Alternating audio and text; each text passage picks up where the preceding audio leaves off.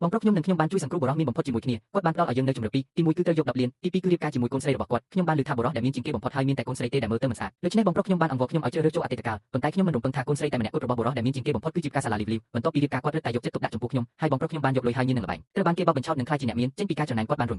ខ្ញុំចេញពីអាគារខ្ពស់មួយប៉ុន្តែចៃដន្យបានធ្លាក់ចុះបើភ្នែកម្ដងទៀតយើងទាំងពីរនាក់បានកើតជាថ្មីនៅថ្ងៃជ្រើសរើសគាត់បាននាំមកក្នុងការជ្រើសរើសកិច្ចសន្យាអាពាហ៍ពិពាហ៍ខ្ញុំសាយ10លានអ្នកច្រើនជាងរៀបការជាមួយមនុស្សខូចពួកខ្ញុំជ្រើសរើសរៀបការជាមួយកូនស្រីរបស់អ្នកអូនប្រុសមិនអាចរងចាំនិយាយបានទេខ្ញុំពិតជារំភើបណាស់នៅតែញ័របន្តិច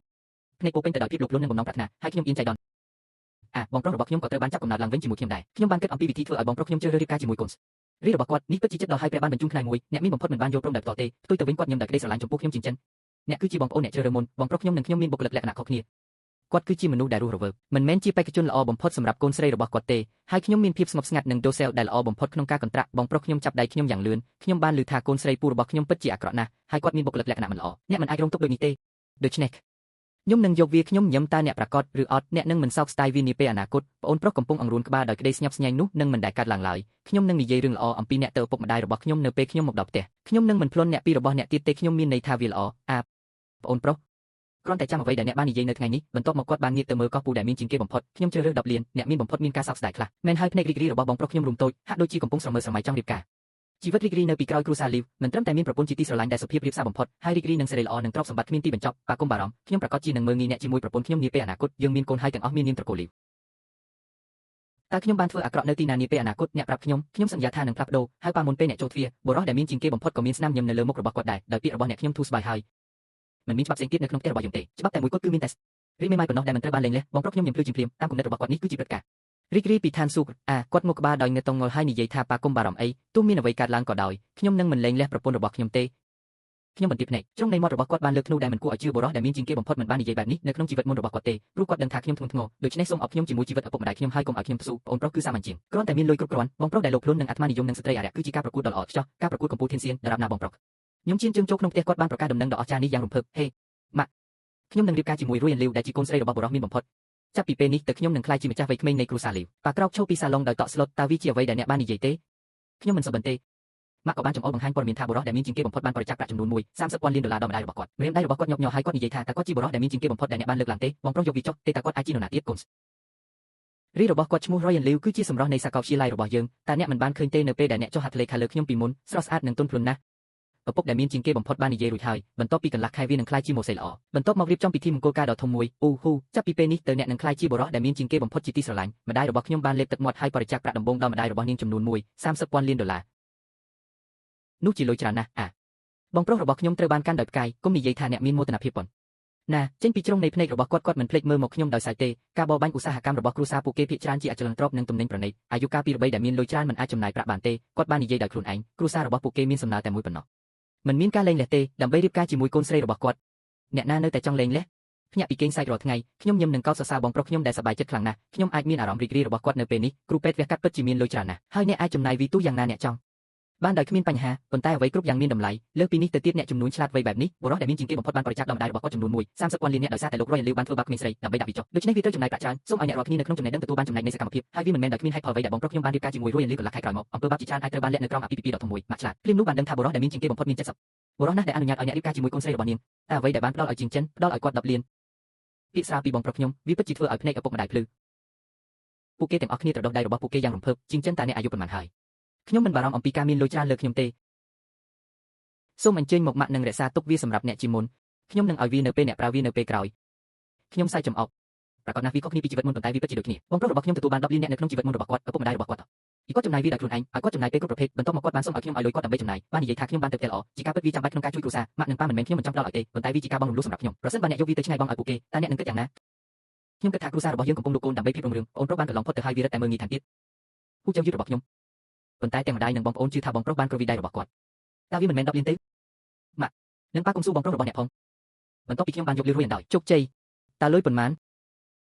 ានប៉ុន្តែបងប្រុសអ្នកត្រូវតែសន្យាអ្នកមិនអាចបង្ហាញខ្លួននៅមុខ Royal Liu នាពេលអនាគតបានទេភ្នែករបស់ខ្ញុំភ្លឺខ្ញុំមិនអាចស្នើសុំវាបានទេហេតុអ្វីបានជាខ្ញុំមិនគិតថាបងប្រុសរបស់ខ្ញុំគួរឲ្យស្រឡាញ់ពីមុនឥឡូវនេះពាក្យសម្ដីនិងការប្រព្រឹត្តរបស់បងប្រុសខ្ញុំបានធ្វើឲ្យបេះដូងខ្ញុំឈ្នះមិនអីទេខ្ញុំនឹងខ្ចប់កាបូបរបស់ខ្ញុំឥឡូវនេះខ្ញុំនឹងមិនត្រឡប់មកវិញទេចាប់ពីពេលនេះទៅខ្ញុំសូមជូនពរឲ្យអ្នកនិងបងប្អូនរបស់អ្នកមានភាពសុខដុមរមនាកំណើតដំបូងបងប្រុសពិតជាស្ដាប់បង្កប់ណាស់ឥឡូវនេ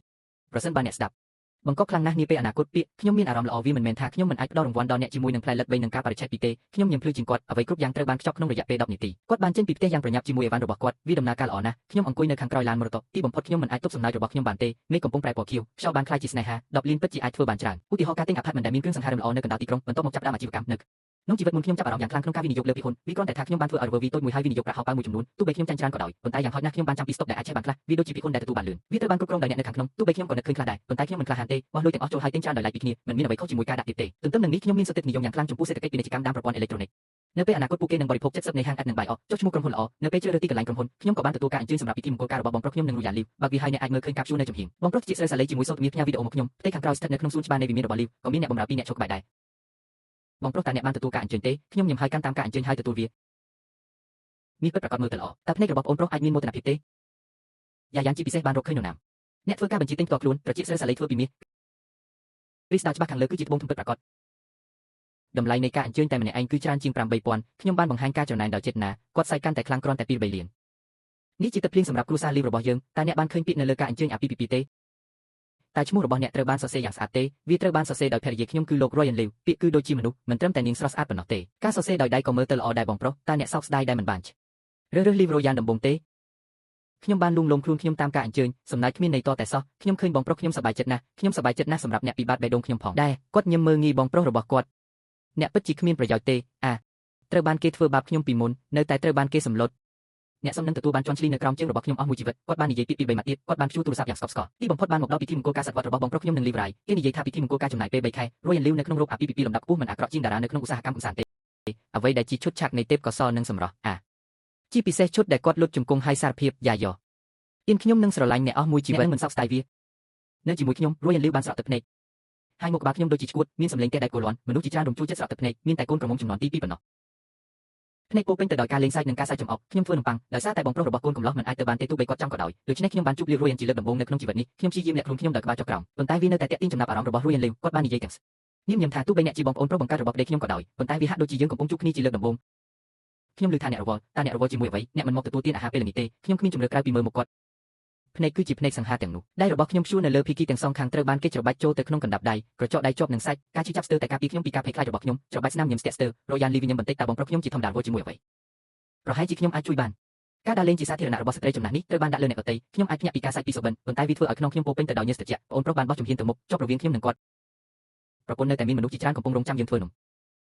Royan Liuអនុញ្ញាតឲ្យខ្ញុំទៅខ្ញុំបានដើរតាមបងប្រុសខ្ញុំទៅបន្ទាប់ខ្ញុំមិនហ៊ានស្នាក់នៅទីទេងាកហើយចាក់ចេញជីវិតអតីតកាលគ្រប់ប្រភេទនៅតែចងចាំក្នុងគំនិតខ្ញុំ Royan Liu មានស្បែកល្អរូបរាងញឹមធម្មតាមានអារម្មណ៍ថាគ្មានគ្រោះថ្នាក់ដល់មនុស្សនិងសត្វជាពិសេសដើមឈើគូចស្ដាងមួយគូវាមើលទៅមិនល្អទេមិនត្រឹមតែកំណាព្យឲ្យព្យានោប៉ុណ្ណោះទេតួអង្គជុកក៏ត្រូវបានសរសេរជារបាំភេទនៃហោះនេះផងដែរដែលមើលទៅល្អក៏មើលទៅល្អនៅពេលពួកគេធ្វើអំពើអាក្រក់គាត់ចូលចិត្តសរសេរដោយប្រាជុកសូមឲ្យខ្ញុំលុតជង្គង់ហើយកិនវាសម្រាប់គាត់បានសរសេរនៅលើខ្នងរបស់ខ្ញុំគឺជាបំណែកនៃការចងចាំខ្លីមួយចំនួនខ្ញុំត្រាំក្នុងញើសត្រជាក់ Royan Liu គឺជាចំណងនៅក្នុងបេះដូងរបស់ខ្ញុំប្រសិនបើខ្ញុំមិនអាចដោះស្រាយគាត់បានបន្ទាប់មកគាត់គឺជាសុបិនអាក្រក់នៃជីវិតរបស់ខ្ញុំប្រឡេកមើលស្តុកក្រហមភ្លឺនៅលើអេក្រង់ចាប់ពី3លានដំបូងនៃការលេងស្តុករហូតដល់ជាង30លាននាពេលបច្ចុប្បន្ននេះប្រហែលជាមិនអាចនឹកស្មានដល់ការពីអតីតកាលដូច្នេះហេតុអ្វីបានជាខ្ញុំមិនអាចក្លាហាននៅថ្ងៃបន្ទាប់ខ្ញុំពិតជាបានទទួលការហៅពីម្ដាយរបស់ខ្ញុំឈ្មោះសៀវចិនត្រឡប់មកវិញយ៉ាងឆាប់រហ័សនៅថ្ងៃនេះមិនក៏មាន10លានឥឡូវអ្នកមិនចង់ទៅផ្ទះទេមែនទេអូខេម៉ាក់ខ្ញុំយល់ហើយស្ថានភាពនេះច្បាស់ជាថា Liv Royan មិនបានដើរតាមក្នុងនាងទេបន្ទាប់មកខ្ញុំមិនបានចិត្តវាទេពេលខ្ញុំពាក់ស្បែកជើងខ្ញុំក៏លេចមើលទៅឃើញមុខក្រអឺតក្រទុំរបស់បងប្រុសខ្ញុំភ្នែកភ្លឺគឺមានឈាមជ័ររួចហើយខ្ញុំដឹងវាប្រែថា Liv Royan បានចាប់តាមការពីយប់មិញនៅក្នុងជីវិតមុនរបស់គាត់វាបានចំណាយពេល1ខែដើម្បីធ្វើអ្វីគ្រប់យ៉ាងចំពោះខ្ញុំប៉ុន្តែបើក្រឡេកមើលនាឡិកាជាង700.000នៅក្នុងដៃរបស់គាត់មានតែមនុស្ស2នាក់ប៉ុណ្ណោះ Royan Liu គឺជាមនុស្សដែលមានចិត្តសប្បុរសណាស់ចំណាយលុយលើបរិសុទ្ធដូចជាទឹកប៉ុន្តែលុះត្រាតែគាត់ចង់ជាជាងបរិសុទ្ធដែលផ្ទូចដើមគំនិត